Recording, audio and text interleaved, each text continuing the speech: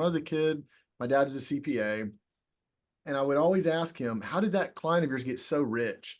And I would hear these stories that made me so mad. They stumbled into it. They just wound up here. I'm like, well, that doesn't help me any. Right.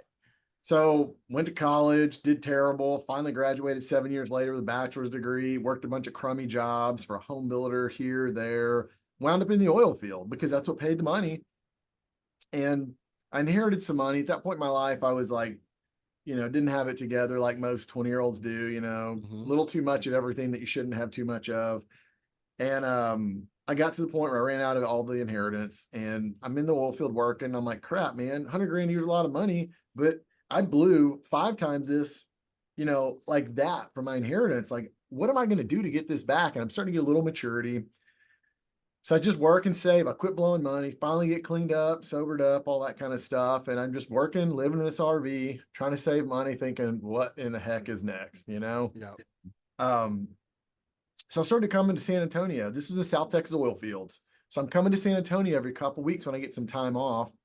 And earlier in my career, I'd seen the east side of Austin and some of the areas in Houston go from worth almost nothing to a whole lot in a short amount of time. And I saw a couple areas in San Antonio and thought, man, this is interesting, the east side. And it was right across the highway from the Central Business District. Central Business District was valuable. East side was like $5,000 a vacant lot. And at this time, I'm making 10, 15 grand a month.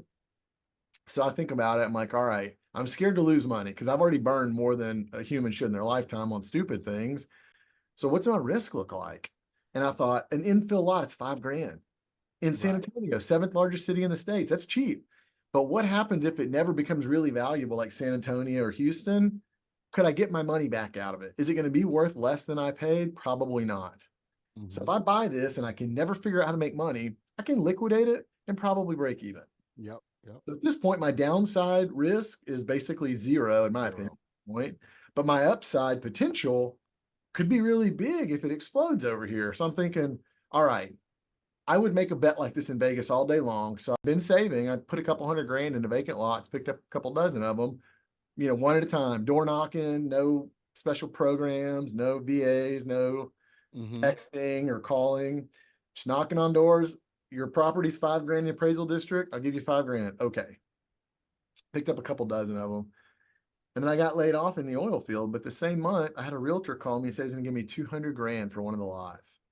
Oh, wow. And I hadn't been watching the market. I didn't know what was going on. I just had them.